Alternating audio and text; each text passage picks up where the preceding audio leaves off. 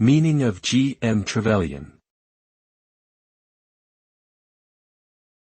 G M Trevelyan. G M Trevelyan. G M Trevelyan.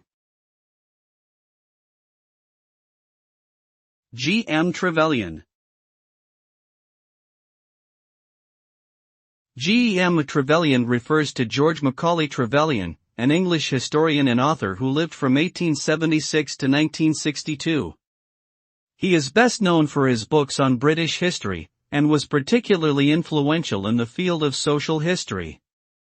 Trevelyan emphasized the importance of studying ordinary people and their everyday lives, rather than focusing solely on political events and leaders.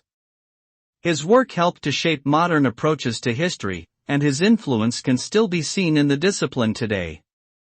In summary, G M Trevelyan was a significant figure in the study of British history and had a lasting impact on the field.